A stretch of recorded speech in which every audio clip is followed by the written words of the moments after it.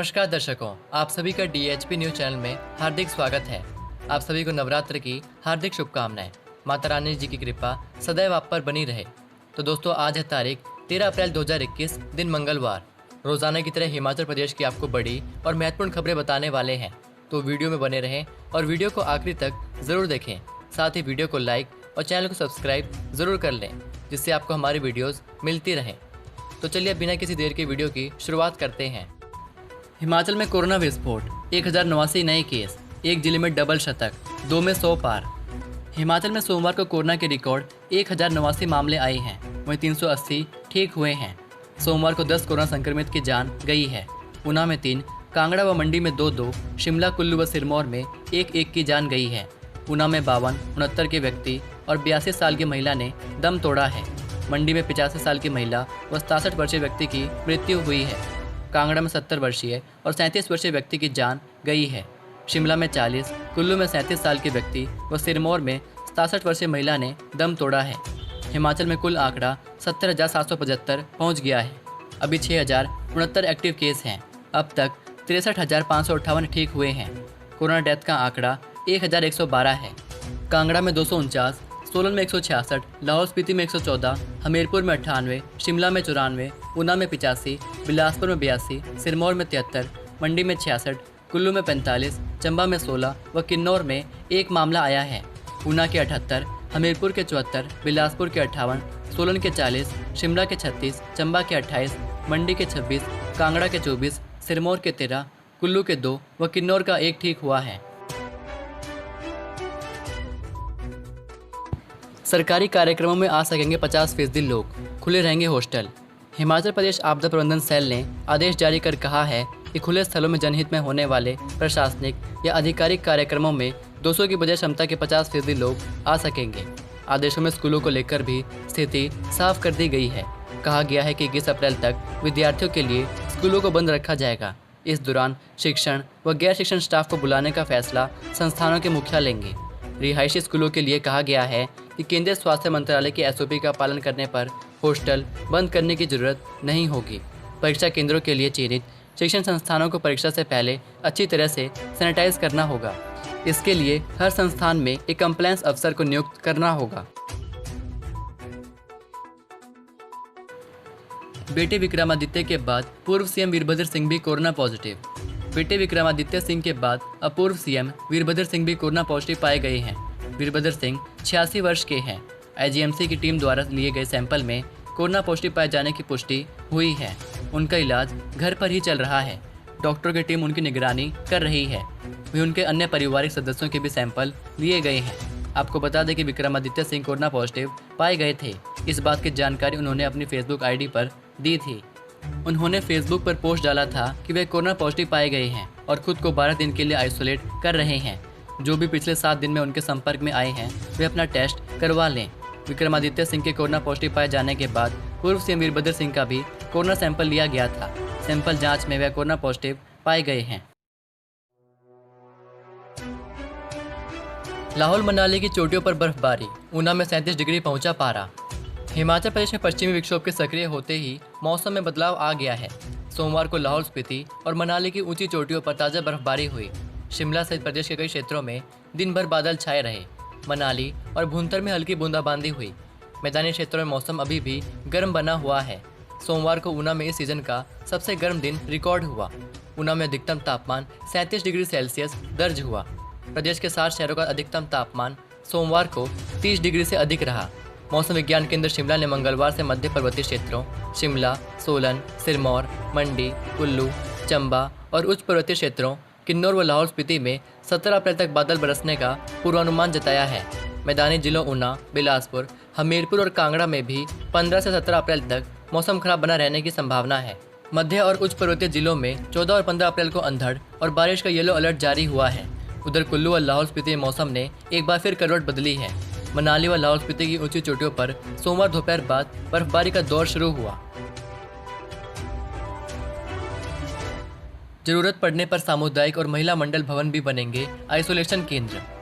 Corona के बढ़ रहे मामलों के बीच यदि जरूरत पड़ी तो ग्रामीण क्षेत्रों के सामुदायिक, युवक मंडल और महिला मंडल भवनों को भी आइसोलेशन केंद्र में तब्दील किया जाएगा।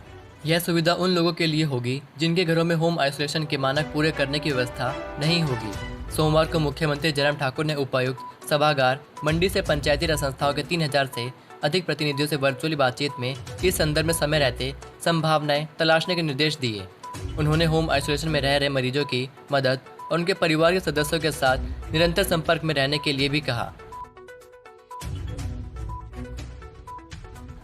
हिमाचल में धार्मिक स्थलों के आसपास कीर्तन जागरण पर पूरी तरह रोक, आदेश जारी। हिमाचल प्रदेश में मंगलवार से शुरू हो रहे नवरात्र को देखते हुए सरकार ने धार्मिक स्थलों या आसपास किसी भी तरह के कीर्तन, जागरण या जगराते पर पूरी तरह से रोक लगा दी है। नवरात्र पर मंदिरों में भारी भीड़ की संभावना को देखते हुए हिमाचल प्रदेश आपदा प्रबंधन सेल ने आदेश जारी कर दिए हैं। आदेश में कहा गया है कि अगर इस तरह के कार्यक्रम धार्मिक स्थलों से दूर आयोजित करने हैं तो उसके लिए मास्क, सैनिटाइजर व 2 गज की दूरी के नियम के अलावा जिला प्रशासन से मंजूरी व कोविड प्रोटोकॉल की पूरी तरह से पालना करनी हो। इसमें भी वन क्षेत्र में अधिकतम 50 लोगों और खुले स्थल पर अधिकतम 200 लोगों की मौजूदगी हो सकेगी। 6000 एचआरटीसी पेंशनरों को 4% महंगाई भत्ता, बैठक में फैसला। हिमाचल प्रदेश सरकार ने परिवहन निगम के सेवानिवृत्त और वर्तमान कर्मचारियों को राहत दी है। एचआरटीसी पेंशनरों को नियमित कर्मचारियों की तर्ज पर 4% महंगाई भत्ता मिलेगा। नियमित कर्मचारियों को 8% अंतरिम राहत के एरियर का भुगतान जल्द होगा। बीते वर्ष कोविड के चलते कर्मचारियों को यह भुगतान नहीं हुआ था। सोमवार को परिवहन मंत्री बिक्रम सिंह की अध्यक्षता में सेवानिवृत्त कर्मचारी कल्याण मंच की बैठक में यह निर्णय लिया गया। परिवहन मंत्री ने कहा कि वर्तमान सरकार के कार्यभार संभालने के उपरांत महंगाई भत्ते में 144% किया गया, जो पूर्व में 113% था। सेवानिवृत्त कर्मचारियों को 140% की दर से महंगाई भत्ते का भुगतान किया जा रहा है। सीएम जयराम बोले, बसों को सैनिटाइज कर निर्धारित संख्या में बिठाएं सवारियां। मुख्यमंत्री जयराम ठाकुर ने एचआरटीसी और निजी ट्रांसपोर्टर बसों को सैनिटाइज कर निर्धारित संख्या में ही सवारियां बिठाने के निर्देश दिए। उन्होंने कहा कि सूबे में तेजी से फैल रहा कोरोना संक्रमण चिंताजनक है। निजी बस ऑपरेटरों को भी बसों की उचित सैनिटाइजेशन के साथ सवारियां निर्धारित संख्या में बिठाई जानी चाहिए। उन्होंने आयुर्वेद विभाग को होम आइसोलेशन में रह रहे मरीजों को काढ़ा उपलब्ध करवाने के साथ काढ़े को सही तरीके से पीने के लिए उनका मार्गदर्शन करने के भी निर्देश दिए। कहा कि दुकानदारों को भी सुनिश्चित करना चाहिए कि no mask no service policy का कड़ाई से पालन किया जाए। घर लौटने लगे मजदूर, गेहूं की कटाई प्रभावित, सेब सीजन पर भी संकट गहराने की आशंका। कोरोना महामारी की दूसरी लहर के बढ़ते हुए प्रकोप के बीच कई प्रवासी मजदूर जोखिम नहीं उठाना चाहते हैं। 2020 में लॉकडाउन के चलते कई प्रवासी मजदूर रास्ते में ही फंस गए थे। कुछ मजदूर बेरोजगार होकर यहीं रह गए थे। प्रवासी मजदूरों को इस बार भी लॉकडाउन का डर सताने लगा है। कुछ मजदूर अपने घरों की ओर निकल चुके हैं, जबकि कुछ तैयारी में हैं। मजदूरों के घर लौटने से खेतों में तैयार खड़ी गेहूं की कटाई प्रभावित हो रही है। जुलाई में शुरू होने वाले सेब सीजन पर भी संकट गहराने की आशंका है। मंडी में ब्यास नदी के किनारे मिला बरसों पुराना शिवलिंग। छोटी काश में ब्यास नदी के किनारे पंचवक्त्र मंदिर के सामने मिट्टी में दबी एक शिला में विराजमान शिवलिंग मिला है। जहां शिवलिंग मिला वहां कोई आता जाता नहीं था। बताया जा रहा है कि यह शिवलिंग सदियों पुराना है। रविवार को स्थानीय लोगों और हरे रामा हरे कृष्णा मंडली कुल्लू के सौजन्य से यहाँ साफ सफाई करवाई गई। मिट्टी हटाकर चट्टान को साफ किया गया तो एक भव्य शिवलिंग विराजमान पाया गया। जेओए और क्लर्क के पदों के लिए टाइपिंग परीक्षा का शेड्यूल तय। पूर्व सैनिकों के कोटे से प्रदेश के विभिन्न विभागों में भरे जाने वाले जूनियर ऑफिस असिस्टेंट और क्लर्क के पदों के लिए टाइपिंग परीक्षा 19 अप्रैल से होगी। परीक्षा हिमाचल प्रदेश कर्मचारी चयन आयोग के कार्यालय में होगी। परीक्षा 24 अप्रैल तक चलेगी। इसमें सूबे के 800 पूर्व सैनिक भाग लेंगे। सेना में क्लर्क रहे पूर्व सैनिकों की टाइपिंग परीक्षा नहीं होगी। जो पूर्व सैनिक क्लर्क की बजाय अन्य ट्रेडों से हैं और अब सेवानिवृत्ति के बाद क्लर्क और जेओए के लिए दावेदार हैं।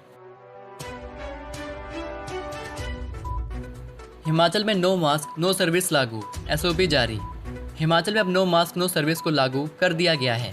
मास्क के बगैर किसी भी व्यक्ति को सरकारी व गैर सरकारी दफ्तर, सरकारी व निजी वाहन, धार्मिक स्थल, कार्यस्थल इत्यादि पर प्रवेश नहीं दिया जाएगा। राष्ट्रीय आपदा प्रबंधन सेल ने इसे लेकर सोमवार को मानक संचालन प्रक्रिया जारी कर दी है। एसओपी का पालन सुनिश्चित बनाने के निर्देश सभी जिलाधीशों, पुलिस अधीक्षकों, संबंधित नगर निकाय व पंचायतों के जनप्रतिनिधियों को दिए गए हैं। एसओपी के मुताबिक शादी जैसे बड़े आयोजन के लिए खाना पकाने व परोसने वाले सभी लोगों के लिए 96 घंटे पहले की RT-PCR नेगेटिव टेस्ट रिपोर्ट अनिवार्य कर दी गई है। इन्हें बिना मास्क और ग्लव्स के खाना बनाने की इजाज़त नहीं दी जाएगी। संचालक को कैटरिंग कर्मियों के टेस्ट अनिवार्य करने होंगे। इस तरह के आयोजन स्थानीय प्रशासन की मंजूरी के बगैर नहीं होंगे। राज्य में अब शादी समारोह, धार्मिक, सामाजिक व राजनीतिक आयोजनों में इंडोर में केवल 50 लोग और खुले में अधिकतर 200 लोग ही इकट्ठा हो सकेंगे। इस दौरान मास्क और सामाजिक दूरी के नियम का पालन करना होगा। चैत्र नवरात्रों के लिए विदेशी फूल व फलों से सजाया चिंतपूर्णी मंदिर। उत्तरी भारत का विख्यात शक्तिपीठ धार्मिक स्थल चिंतपूर्णी मंदिर चैत्र नवरात्रों के उपलक्ष्य में विदेशी फूलों और फलों से सजाया गया है। मंदिर प्रशासन द्वारा आज मंगलवार से शुरू होने वाले नवरात्रों की सभी तैयारियां मुकम्मल कर ली गई हैं। मेला क्षेत्र को 4 सेक्टरों में बांटा गया है। 450 पुलिस और होमगार्ड के जवान मेला क्षेत्र में तैनात किए गए हैं। इसके अलावा श्रद्धालुओं को लाइन में पानी पिलाने के लिए अस्थायी कर्मचारी नियुक्त किए गए हैं। चढ़ावे की गणना के लिए कोषाधिकारी ऊना से तैनात किया गया है। मेले के दौरान धारा 144 लागू रहेगी। दुपट्टा और चप्पलें खोल महिला ने पुल से लगाई छलांग, मौके पर तोड़ा दम। हिमाचल के जिला बिलासपुर के घुमारवीं शहर के पास सिरखट पुल से एक महिला ने छलांग लगाई। महिला की मौके पर ही मौत हो गई है। यह पुल राष्ट्रीय उच्च मार्ग शिमला धर्मशाला 103 पर है। महिला छलांग लगाने के बाद पानी में न गिरकर पुल की नींव पर औंधे मुंह गिरी और मौके पर ही मौत हो गई है। महिला ने छलांग लगाने से पहले अपना दुपट्टा और चप्पलें पुल पर खोल दी थी। साथ ही शहर की बहुप्रतिष्ठित दुकान का लिफाफा और पुरुषों द्वारा पहने जाने वाली चप्पलें भी थी। महिला की पहचान नहीं हो सकी है।